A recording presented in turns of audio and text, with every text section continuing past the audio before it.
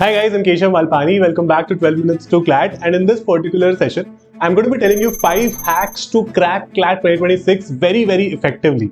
Now, there are certain things that we fail doing. There are certain things that we try to do, but we're not very regular about it. So, उन particular चीजों को मैं discuss करूँगा. These are 5 points. If you could say follow these 5 pointers throughout your preparation, there is nobody that can stop you from clearing this exam. The first major hack is the consistency in this exam. Now, when I say consistency, I not only mean that you should do the classes regularly or you should study every single day. That is not what I mean. There are certain basic things in this preparation that you have to do on a regular basis. कभी-कभी वो weekly होता है, कभी-कभी वो daily होता है. It is monthly as well. For example, you have to read the newspaper every single day. है ना, हम लोग अपने टेलीग्राम चैनल पर आपके लिए रोज हेडलाइंस भी देते हैं, द इंडियन एक्सप्रेस और द हिंदू की. तो प्लीज मेक श्योर कि आप वो चीजें पर्टिकुलरली रीड करो every single day. I completely understand that newspaper is not a very easy habit to inculcate, right? It is something जो थोड़ा सा ऐसा है कि यार करेंगे हो जाएगा, 2 दिन करा फिर मन नहीं कर रहा, मुश्किल लग रहा है, नहीं समझ में आ रहा है. All of those things would happen. इससे बेटर तो एक न्यूज़पेपर एनालिसिस देख लेते हैं YouTube पे. That will not work at all. Newspaper helps you a lot with your reading speed, with your current affairs, with your reading comprehension, and so many things. You have to do it every single day. You have to do a mock every week. You have to study from the current affairs compendium on a monthly basis. ये चीज अगर आप skip कर रहे हो ना, धीरे धीरे करके क्या होता है, there is so much backlog कि वो बैकलॉग कंप्लीट करने के चक्कर में we are never able to live in the present. Most of our CLAT preparation happens in the past in that particular case. So that's something that you have to keep in mind, that you have to be consistent with the preparation. Second very important thing is, a lot of us when we start the preparation, let's say you give your first mock test, we start comparing ourselves with other people कि भाई लोगों के कितने number आ रहे हैं, and we keep doing that till the end of the preparation, and that is a major problem. So you have to understand that everybody has a very different trajectory to clear this exam. Some people would start 2 years ago. They would prepare धीरे करके. Some people would start let's say 6 months ago only, and they would also be able to clear. तो आपको ये बात समझनी पड़ेगी कि आप जिससे compare कर रहे हो ना, there is a possibility that person started way before you had started. So even if you're getting let's say 20, 30, 40 in a mock test, that person is getting an 80. That is because that person had started before you. इसका ये मतलब नहीं है कि आप उस level तक नहीं पहुंच सकते. इसका सिर्फ ये मतलब है कि इस पॉइंट ऑफ टाइम पे आप उस लेवल पर नहीं हो. So you have to work hard to reach to that level. Right? हम लोग बहुत ज्यादा demoralized हो जाते हैं when we see other people are doing so well, we're doing so poorly. We lose a lot of faith in our preparation, and that is problematic, guys. You don't have to lose that faith. This preparation is made for you. आप कर लोगे 100%, right? Third very important hack that you all have to understand is identify your weak zones in the preparation.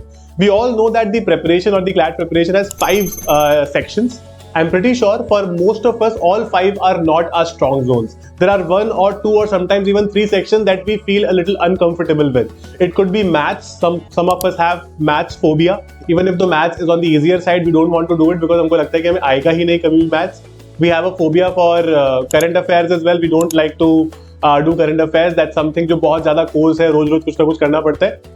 So these are certain things that you'll have to manage. You'll identify your weak zones and spend a lot of time correcting those weak zones, because a good CLAT aspirant, ऐसा नहीं है कि एक average CLAT aspirant और एक good CLAT aspirant में कोई बहुत फर्क होता है.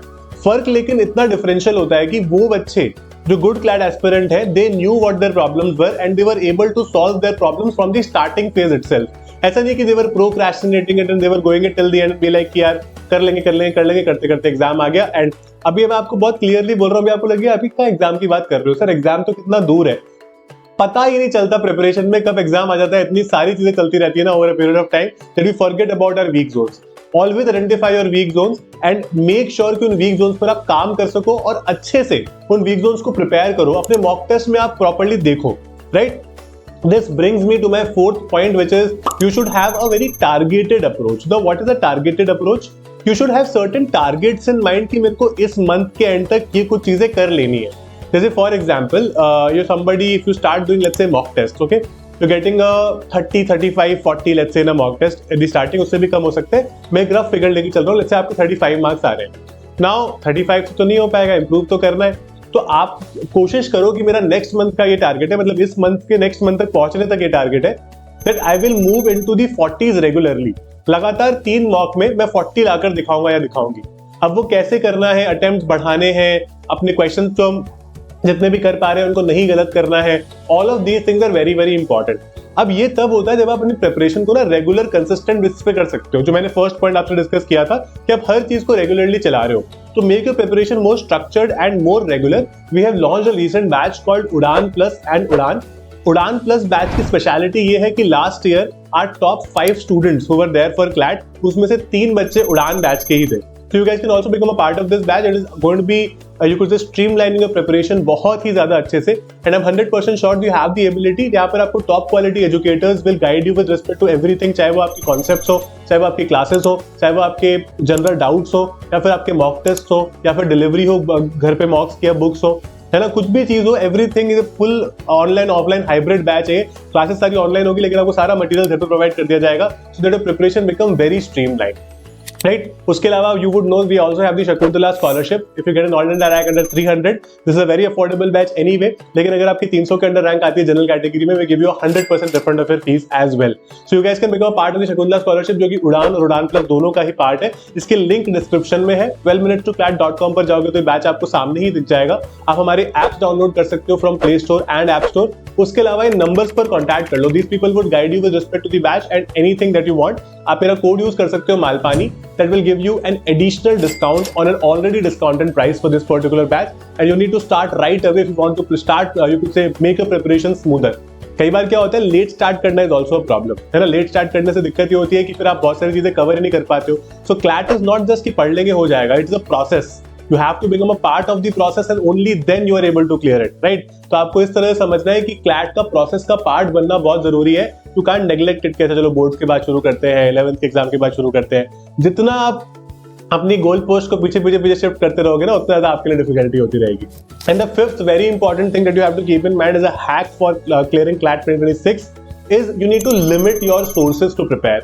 क्या होता है कि all of you are a part of multiple telegram channels, WhatsApp groups and various other social media पर आजकल हम इतने ग्रुप्स बना लेते हैं कि we're always engaged in that। तो एक सबसे पहले तो वही बहुत बड़ा प्रॉब्लम है। अब उसमें होता क्या है कि people are doing multiple sources।